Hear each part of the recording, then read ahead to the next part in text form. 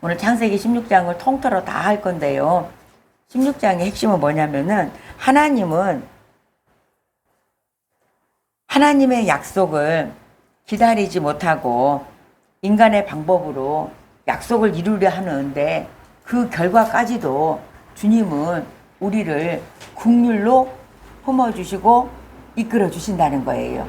그 은혜니까 길을 여시고 주님의 은혜 안에 온전히 들어가길 원합니다.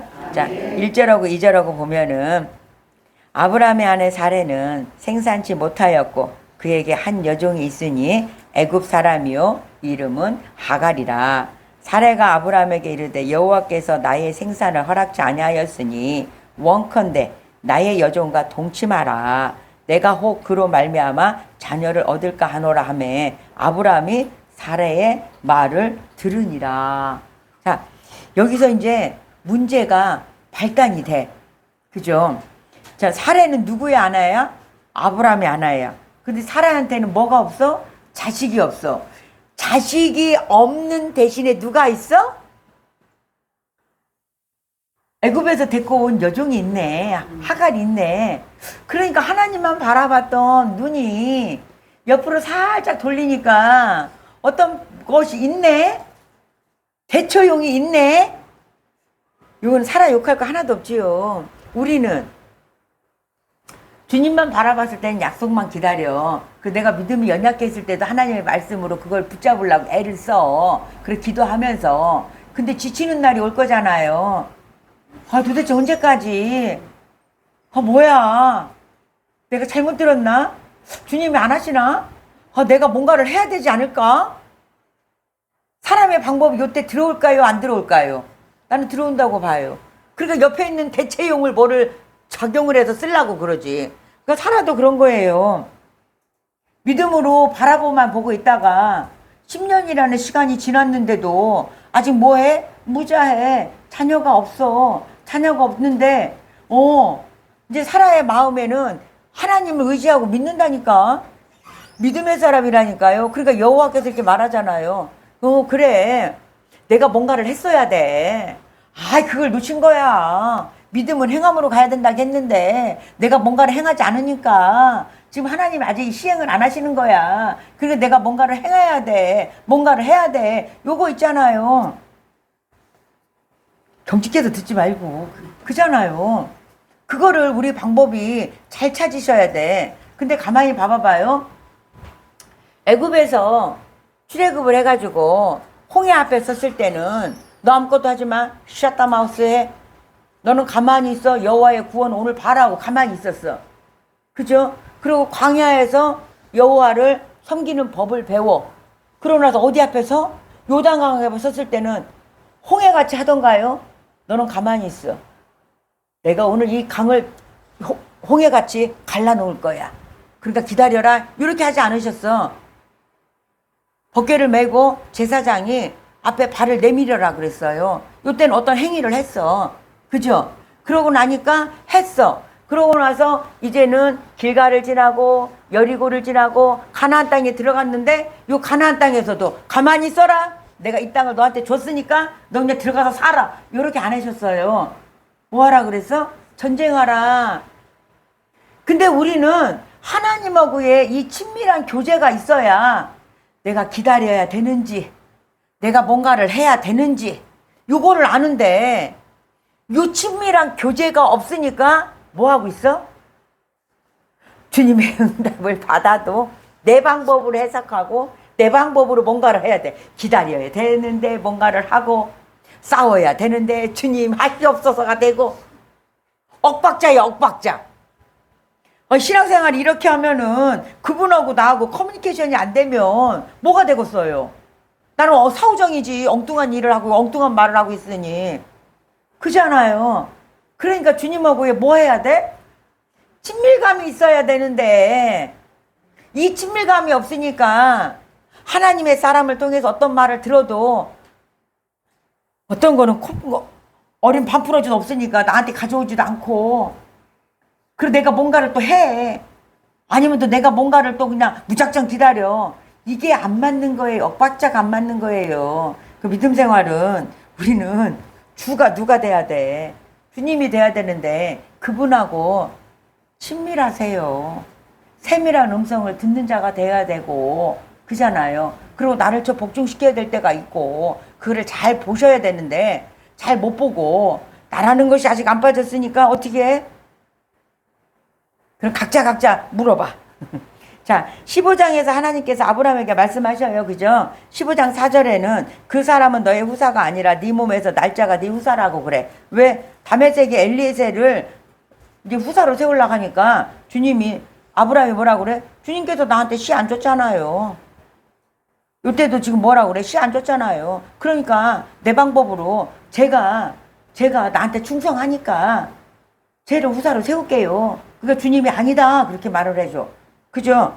그리고 하나님이 아니다. 네 몸에서 날짜가 네 후사가 될 거야. 그러니까 15장 6절에는 아브라함이 여호와를 믿으니 여호와께서 이를 그의 의로 여기셨다고 그래. 그러고 16장에 들어오니까 이제 문제가 생긴 거야. 약속은 믿었는데 기다리는 것이 어마무시하게 어려운 거예요. 그잖아요. 사례가 말을 해. 뭐라고 말을 해? 여호와께서 나의 생산을 허락지 아니하셨으니까 원컨대 나의 여종하고 통침해. 사례가 누구한테 말을 해? 아브라함한테 말을 해. 그러니까 우리 에덴 동산으로 한번 가봐봐. 선악과를 누가 먼저 먹었어? 하와가 먼저 먹고 맛있으니까 누구한테 줬어? 남편한테 주네. 그 누가 문제일까? 여자가 문제네. 여기서 중요한 것은 사례가 하나님의 존재를 부정한 것이 아니에요. 사례는 하나님의 약속을 믿긴 믿었지만 내가 뭔가를 해야 된다는 인간적인 방법으로 이루려고 한 거야. 저 사례는 하나님을 전혀 믿지 않고 여기서 오히려 여호와께서 뭐라 하잖아요. 나에게 생산을 허락지 않았으니까 다른 방법을 써야 되는 것 같아. 그러니까 내 말을 들어 이거잖아요. 그죠? 그래서 하나님의 약속을 기다리는 믿음이 인간적으로는 방법으로는 이게 이제 바뀌는 거야. 이게 영적 불순종한 아주 미묘한 모습인데 우리는 이 차이를 생각지도 못하고 찾아내지도 못해. 그죠? 내가 하나님을 믿지 않는다가 아니라 하나님은 믿지만 내가 방법을 어떤 것을 정해서 찾아야 되겠다는 얘기야. 그잖아요. 사람은 생각이 문제야. 그러니까 그리스도 안에서 내 모든 생각을 복종시켜야 되는데 내가 생각을 해. 생각을 하니까 하나님의 말씀에 내가 그래 맞아. 여지까지 10년 동안 기다렸는데 안 이루어진 것은 내가 지금 주저앉아 있었기 때문이야. 그러니까 내가 뭔가를 해야 돼. 이렇게 간 거예요. 그 순간 신앙은 하나님의 말씀을 기다리는 믿음에서 사람의 방법으로 말씀을 성취하려는 신앙으로 이게 변질이 돼 가는 거야. 그래서 두 가지가 대비가 되는 거예요. 하나님의 약속과 현실이라는 캡이 생기는 거야. 뭔 말인지 이해 가셨죠? 자, 그리고 이제는 자기 방법을 실행을 해. 자기 방법을 실행을 해. 자, 자기 방법을 실행을 하는데 본문 3절로 갑시다. 본문 3절. 3절 봉독합니다. 아브라함이 아내 사레가 그 여종 애국 사람 하갈을 가져 그 남편 아브라함에게 첩으로 준 때는 아브라함이 가나안 땅에 거한 지 10년 후였더라. 자, 자기 방법 실현하죠. 생각을 하니까 뭐를 해? 실현을 하네. 아, 그러니까 이 생각이 문제라니까. 우리 여기서 안 걸리는 분 계신 분 잘 들어보세요.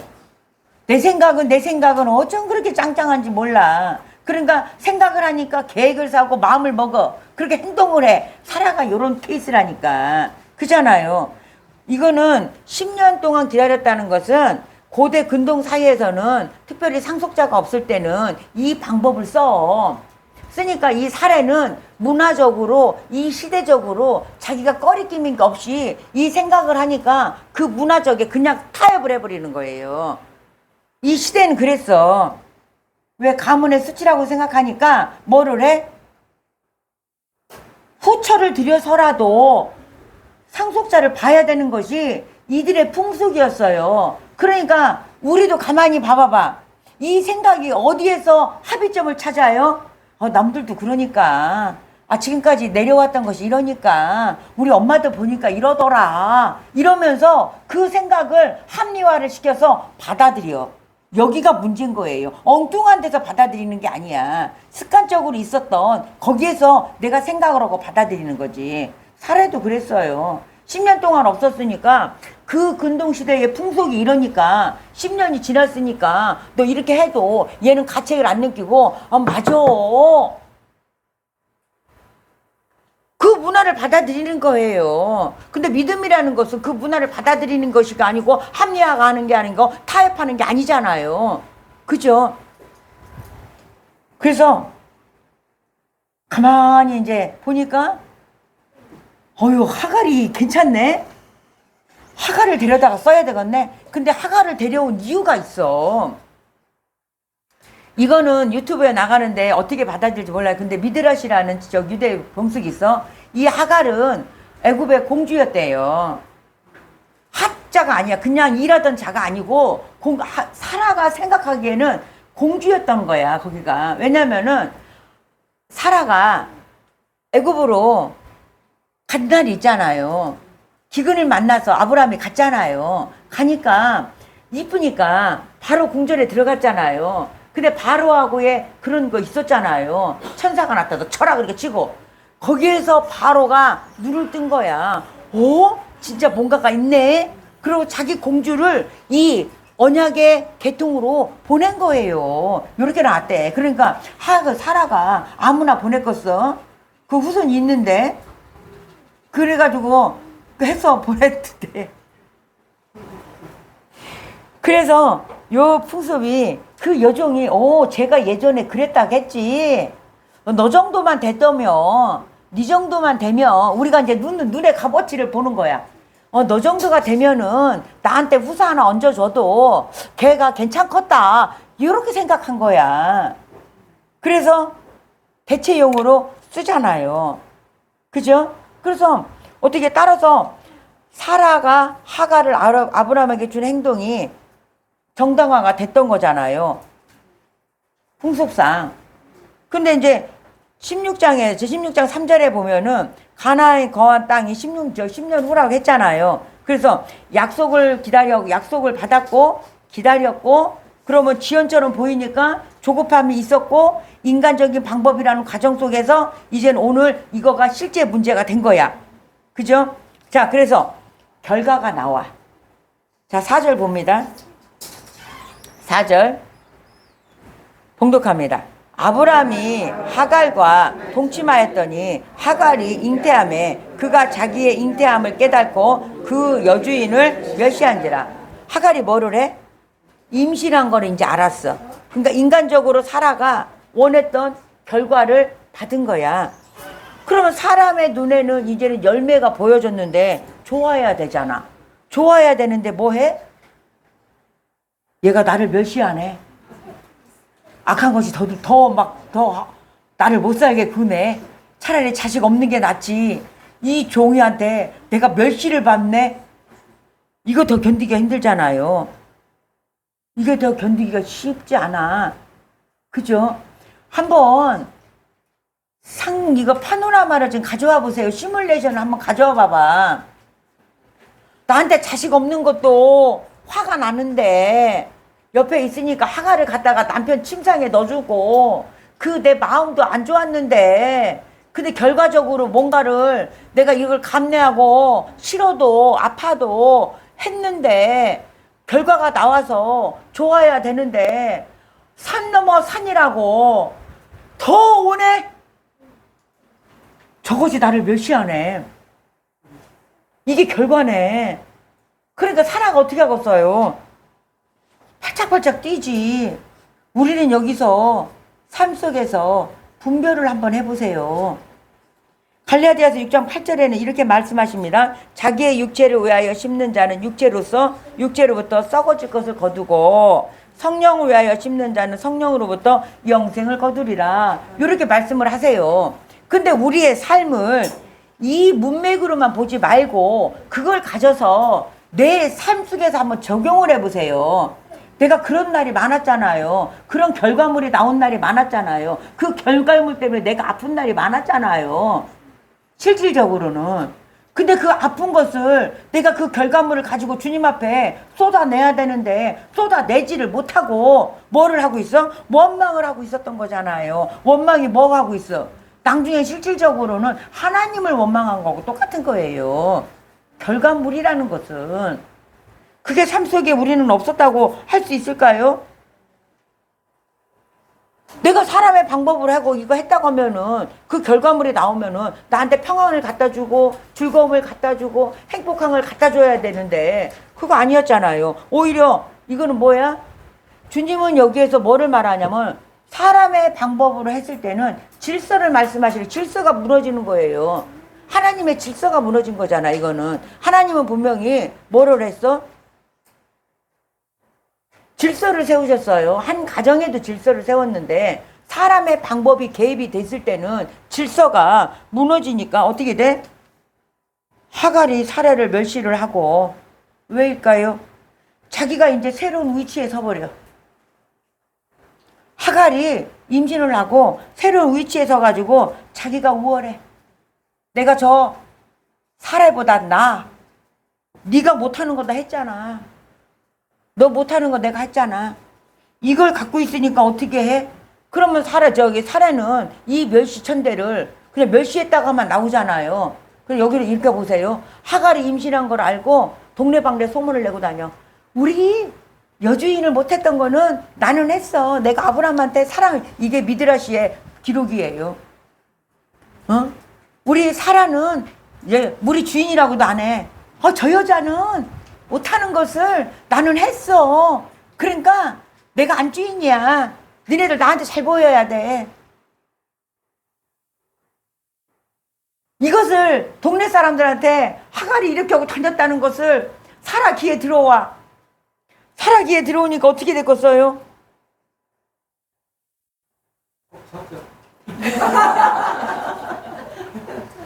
이걸 시뮬레이션을 한번 가져와 보고 이 장면을 시뮬레이션을 가져와 보고 우리의 환경에서 이걸 가져와 보세요.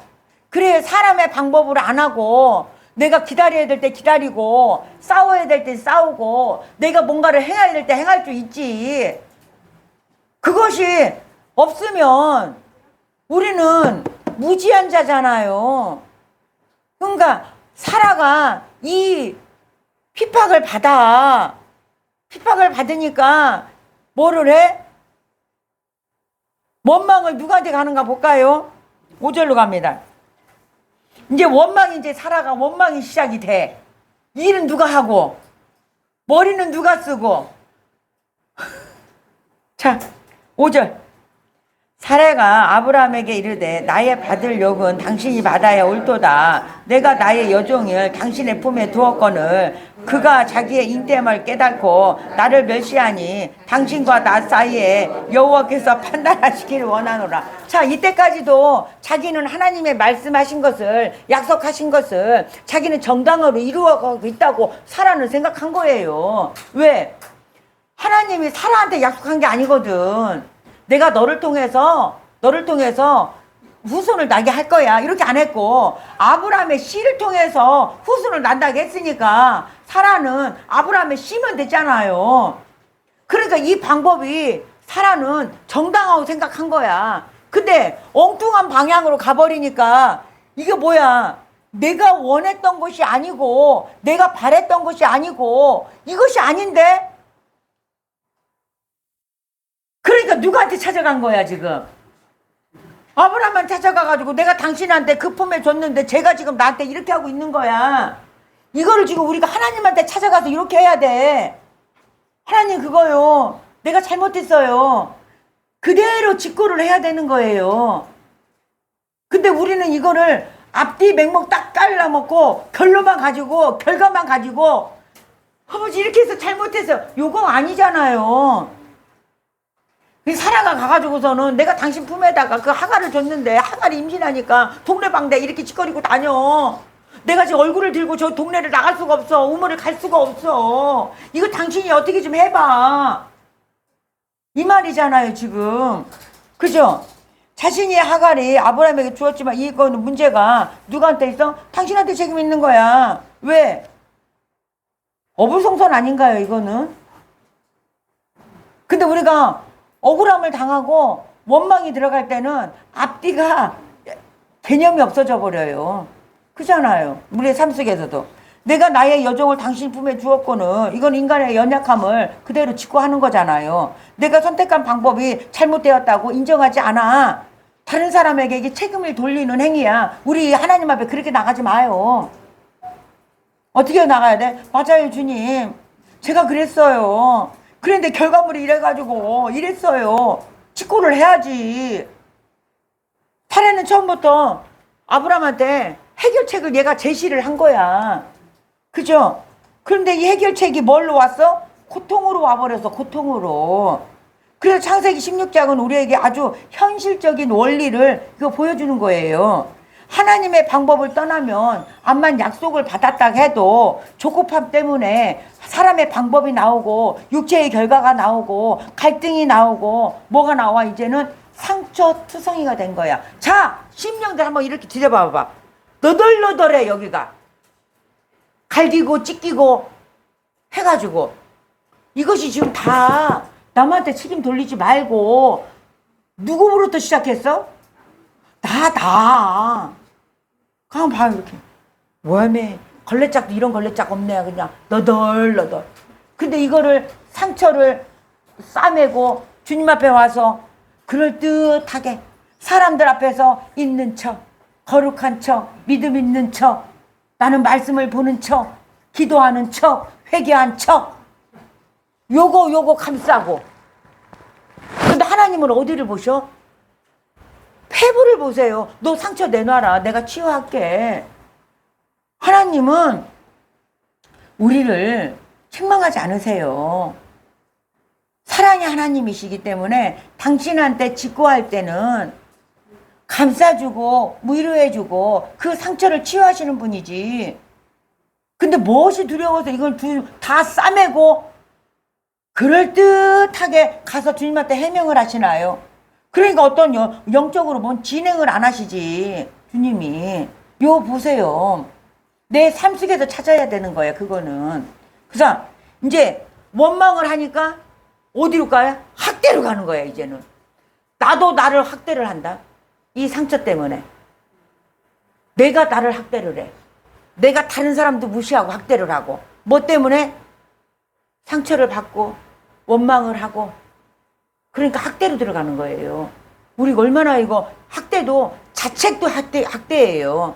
그러면서 나는 안 돼. 나는 어떻게 할 수가 없어. 나는 다시 태어나도 이게 안 돼. 이것도 학대야. 우리 신앙생활을 주님이 나를 학대하라고 신앙생활 시작한 건 아니잖아요. 그 결과물 갖고 나를 학대하는 거야. 그죠? 자, 원망이 이제 학대로 가. 자, 6절 봅니다. 봉독합니다. 아브라함이 사라에게 이르되 그대의 여종은 그대의 수종에 있으니 그대의 눈에 좋은 대로 그에게 행하라 하매 사라가 하갈을 학대하였더니 하갈이 사라의 앞에서 도망하였더라. 5절은 마음속의 원망이 6절은 행동으로 이게는 이제 나타난 거야. 멸시가 원망이 학대로 그래서 도망가. 뭐 했어요? 질서가 완전히 깨져버린 거지. 질서가 완전히 깨져버린 거예요. 하나님의 질서가 깨져버린 거예요. 그러면은 우리 또한 이 질서가 우리한테도 깨졌으면 질서를 다시 세워야 되잖아요. 그죠? 질서를 세워야. 자, 4절에 그 주인을 멸시한지라 5절에 나의 받을 욕을 그래. 6절에 사라가 하갈을 학대하였더라. 그리고 하갈이 도망하였더라. 순서가 명확하지요? 자기 방법 임신했고 멸시당했고 원망했고 학대했고 도망갔어. 이것이 죄가 우리를 이끌어가는 길이야. 어디서부터 문을 열어줘? 자기 방법에서부터 문을 열어주니까 결과물이 하나님하고 질서를 반대로 가는 것이지요. 그런데 7절이 우리는 은혜를 받아. 7절로 갑니다. 7절 공독합니다. 여호와의 사자가 광야에 생겨 곧 술길 샘물 곁에서 그를 만나. 자, 여기서 창세기 16장에 가장 놀라운 전환점이 시작이 돼요. 자, 6절의 마지막에 하갈이 도망갔다고 그랬죠? 7절에 하나님이 찾아오셔. 이래도 하나님은 우리를 사랑하사 어떻게 찾아간다? 도망간 그 자리로. 하갈을 하나님이 찾아간 것이 아니고 하나님이 하갈을 찾아간 거야. 우리가 하나님을 찾는 게 아니에요. 하나님이 나를 찾아주셔. 이렇게 상처받고 사람의 방법을 썼다 해도 결과를 이렇게 냈다 해도 하나님은 우리를 붙잡은 손을 절대 놓지 않아요. 근데 누가 놔? 사람이 놔. 사람이. 하나님의 손을. 하나님은 놓지 않으세요. 자, 이것이 복음의 본질과 연결이 돼. 에덴에서도 하와와 아담을 범죄 후에 누가 찾아갔어? 하나님이 찾아갔어. 너 어디에 있느냐? 이렇게. 그죠? 16장에서도 하나님이 하갈을 찾아가서 하갈아 네가 어디에서 왔으면 이렇게 물어봐. 이제는 에덴에서도 광야에서도 그죠? 물어봐. 자, 하갈이 광야에서는 광야로 도망갔잖아요. 그래서 매우 막막해. 그러면 하갈의 광야는 어딜까요? 나의 광야는 어디고 하갈의 광야는 어딜까? 집을 떠났고 주인을 떠났고 그리고 임신한 상태였어. 앞으로 어디로 가야 될지도 몰라. 자기를 보호해 줄 사람도 없어.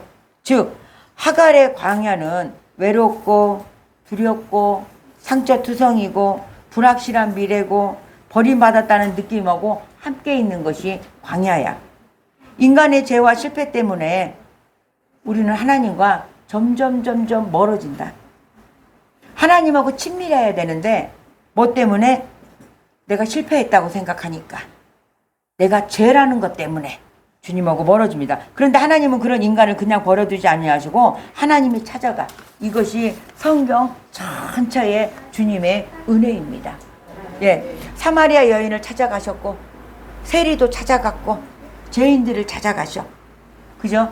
누가복음 19장 9절에서 10절에 보면은요. 예수께서 이르시되 오늘 구원이 이 집에 이르렀으니 이 사람도 아브라함의 자손이로다. 인자에 온 것은 잃어버린 자를 찾아 구원하려 함이라. 이게 얼마나 큰 은혜입니까? 그죠? 하나님이 찾아오셔. 내가 주저앉아 있는 그 자리, 상처받았던 그 자리, 먹먹한 그 자리, 어디로 가야 될지 모르는 그 자리. 그죠? 그 자리로 누가 찾아와? 주님이 찾아오십니다. 그죠? 하갈은 광야에서 잃어버린 것처럼 보였지만 하나님이 찾아갔어. 복음에서도 죄 가운데 잃어버린 인간에게 예수 그리스도께서 찾아오셨을 때 우리는 됐어요. 내가 부르짖을 때는 모르는 척 하더니 왜 이제서요? 이러지 말고.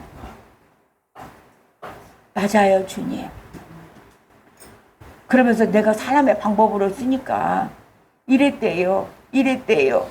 이러고 이랬대요. 내가 원하는 것은 이러지 않았는데 원하는 결과물은 이거였는데 이랬어요. 저랬어요. 그것이 다시 내가 고백을 할 때 회복되어지는 상황이에요. 그냥 광야에 찾아와서 네 다시 회개하고 들어갈게요. 이렇게 해서 회복되는 게 아니에요. 그잖아. 그냥 직구하세요. 실패한 것도 실수한 것도 방법도. 자, 그 다음에 8절에 보면 8절에 가로되 사레의 여종 하갈아 네가 어디서 왔으며 어디로 가느냐. 그가 가로되 나는 나의 여주인 사레를 피하여 도망하나이다. 자, 하나님께서 하갈에서 물어봐요. 하갈아 얘의 질서를 정확하게 찝어줘. 누구의 종? 하갈의 여종아. 얘 위치가 어디야? 너는 사라의 여종. 질서를 잡아주는 거야. 주님은 찾아와가지고 하갈아 사라의 여종아. 그럼 질서를 잡아주잖아요. 너 뭐 때문에 지금 핍박받고 여기 상처받고 도망왔다는 그 원인 거기로 들어가신 거야 지금. 사라의 여종아, 네가 어디서 왔으면 어디로 가니? 자, 하나님은 이미 아시고 계셔. 근데 왜 물어봐요? 하나님께서 하갈로 하여금 지금 자기 현재 위치를 깨닫게 하시는 거야. 하나님은 먼저 하갈에게 해서 정죄하지 않아. 아, 너 왜 그랬어? 이렇게 안 해. 너 왜 네 위치를 모르고 너 왜 대들었어? 너 왜 거만했어? 너 왜 그만했어? 이렇게 안 해. 그죠? 하나님의 상처받은 사람에게 왜 그랬냐고 묻지 않아. 우리한테도 오셨을 때는 너 왜 그랬냐? 이렇게 안 하셔. 그렇게 하면 우리가 마음의 문을 열 수가 없어. 정죄로 들어오니까. 근데 우리는 요 말을 되게 잘 쓴다. 아이들 훈계할 때도 뭐 먼저 너 왜 그랬어? 이거 먼저 들어가. 이 언어가. 뭘로 먼저 들어가? 정죄 먼저. 네 잘못한 걸 끄집어내겠다는 얘기야. 근데 부드럽게 하지만은 그 말이 얼마나 날카로운가 보세요. 아이들한테. 뭐 잘못했으면 너 왜 그랬어? 엄마가 이렇게 하지 말라고 그랬잖아. 이렇게.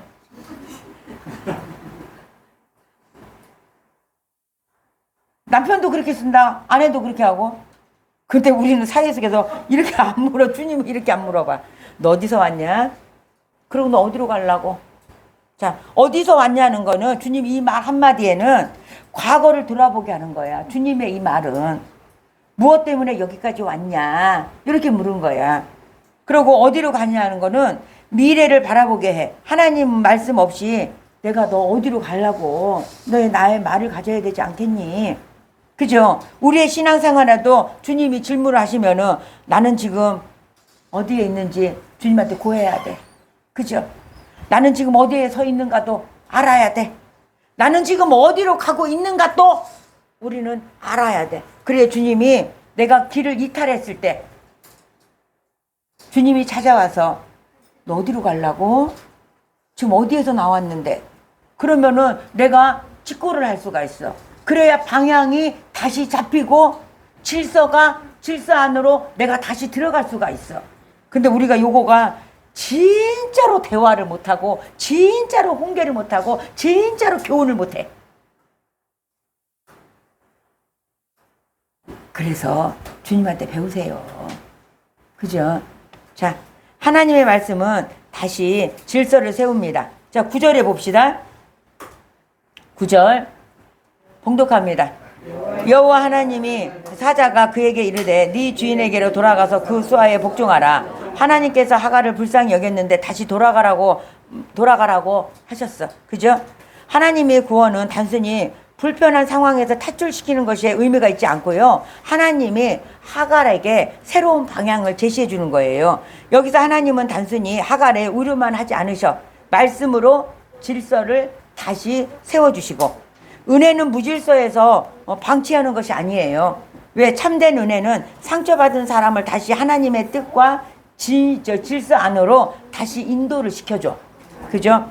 하나님의 은혜는 우리가 상처를 인정하지만 우리의 삶 하나님의 질서 안에서 다시 세우기도 합니다. 하나님께서 하갈을 버리지 않으셨지요? 오히려 하갈의 미래에 하나님께서 말씀을 안에 두고 있어. 그러므로 은혜는 네가 하고 싶은 대로 하고 살아라가 아니야. 이거 잘 들으세요. 네가 하고 싶은 대로 하고 살아라가 은혜가 아니야. 내가 너를 찾았으니 이제 내 말 안에서 걸어가라야. 우리 자녀도 마찬가지고. 그죠? 그래서 10절에서 12절 봅니다. 여호와의 사자가 또 그에게 이르되 내가 네 자손으로 크게 번성하여 그 수가 많아 셀 수 없게 하리라. 여호와의 사자가 또 그에게 이르되 네가 잉태하였은즉 아들을 낳으리니 그 이름을 이스마엘이라 하라. 이는 여호와께서 네 귀통을 들으셨음이라. 그가 사람 중에 들나귀 같이 되리니 그 손에 모든 사람을 치겠고 모든 사람의 손에 그를 칠지며 그가 모든 형제의 동방에서 살리라 하리니. 자, 이스마엘이라는 이름으로 이제는 얘가 태어날 거다. 이스마엘이라는 말은 뭐냐면은 이스마엘, 그 이름을 이스마엘이라 하라. 이는 여호와께서 네 고통을 들으심이라. 그죠? 그럼 이스마엘이라 이름은 하나님이 들으신다는 얘기예요. 하나님이 이스마엘 저주한 게 아니잖아요. 하나님이 그 고통을 들은다. 그죠? 하갈은 하라의 학대를 받아 광야로 도망했지만은 하나님의 그 고통을 외면하지 않으시고 찾아가가지고 이제는 그 자녀까지 복을 주신 거야. 우리도 마찬가지야. 우리가 어떻게 사람의 방법으로 다 뭔가를 했다 할지라도 하나님은 그곳에서 다시 질서를 세우면서 뭐를 해? 회복을 시켜줘가면서 다시 이끌어가면서 복의 통로가 되게끔 해요. 그죠? 12절에 보면은 이스라엘 성품이 나와. 그죠? 그가 사람 중에 들나귀 같이 되리니, 여기서 들나귀는 광야를 자유롭게 다니는 야생 나귀의 모습을 표현한 거예요. 이어서 그 손에 많은 사람을 치겠고 모든 사람이 그 손을 그를 칠지며 이렇게 말해요. 이는 이스마엘의 후손이 그 가운데 독립적으로 거칠며 다른 집단과 충돌하는 상황을 나타내는 예고의 말씀으로 이해하면 돼요. 왜? 지금은 율법하고 복음하고 나가지 않기 때문에 그냥 이 본문 그대로 나가니까 이렇게 해석해 드리는 거예요.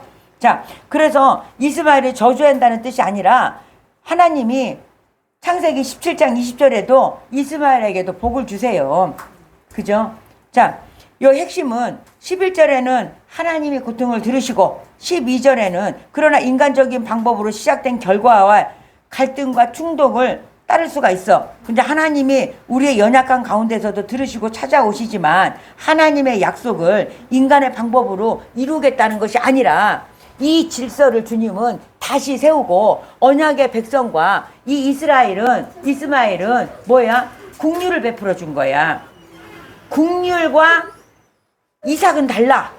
이스마엘은 언약의 백성인 것이고, 아니, 이삭은 언약의 백성인 거고, 이스마엘은 국률의 백성인 거예요. 이렇게 나눠줘 보시면 돼. 그래서 하나님은 이 국률로 언약을 세우시는 게 아니고, 하나님의 언약은 이삭으로만 세워진다고. 그 후손으로만. 그럼 요거 나누세요. 이스마엘은 국률로 보호받는 아이고, 이삭은 하나님의 언약으로 자손이고, 이렇게 16절은 나누셔서 보셔야 돼. 자, 13절에 본문 13절로 갑니다. 하갈이 자기에게 이르신 여호와의 이름을 감찰하시는 하나님이라 하였으니 이는 내가 어떻게 여기서 나를 감찰하시는 하나님을 배웠다고 함이고. 14절 이러므로 그 셈이 부엘라헬로이라 불렀으며 그것이 가네스와 바렛 사이에 있었더라. 자, 하갈이 이제는 주님을 만나면서 뭐라 그래? 여호와의 이름을 감찰하시는 하나님이라 하였으니 이는 내가 어떻게 여기서 나를 감찰하시는 하나님을 배웠다고 할까? 종이었잖아요. 그죠? 근데 하나님이 만나줬어. 그 은혜를 입었어. 그러면은 하나님은 국류를 베풀기 위해서 누구에게 시선이 가 있을까?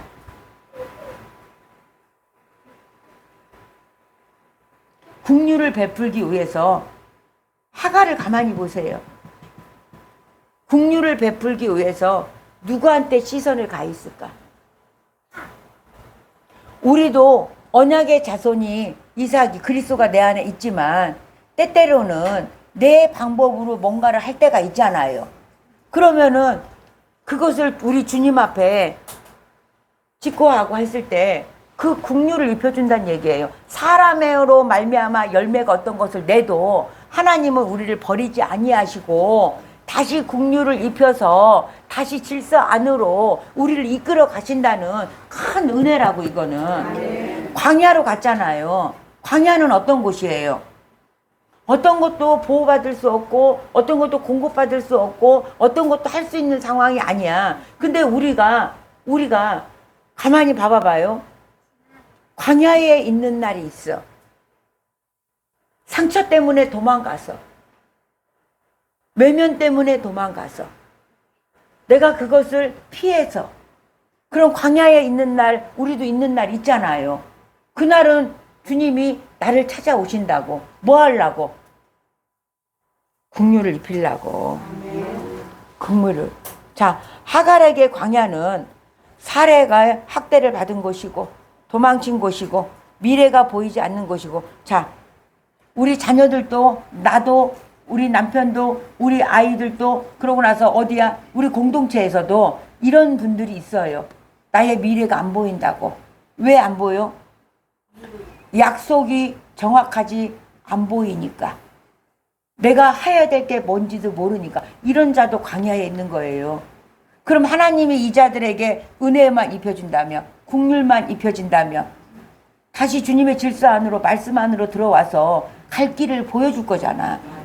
근데 우리는 사람의 눈으로 보면서 너는 안 돼. 너는 틀렸다. 먼저 뭐를 해? 단정을 지어버려. 근데 하나님은 그렇게 안 하세요. 그죠? 그런 자들이 있으면은 우리는 하나님의 국률을 입을 수 있도록 기도해 주는 것 뿐이지. 우리가 정죄하고 판단하고 들어가지 맙시다. 자, 생존의 위협을 받는 곳이었어. 그런데 그곳에 우물이 있었어.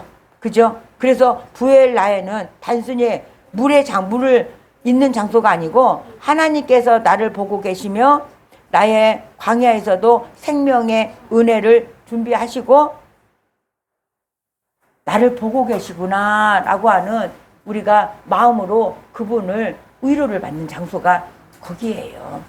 주님이 나를 홀로 놔두지 않고 항상 함께 보고 계신다고. 자, 15절 16절로 갑니다. 하갈이 아브라함의 아들을 낳음에 아브라함이 하갈에 낳은 그 아들의 이름을 이름하여 이스마엘이라 하였더라. 하갈이 아브라함에게 이스마엘을 낳을 때에 아브라함이 86세였더라. 그죠?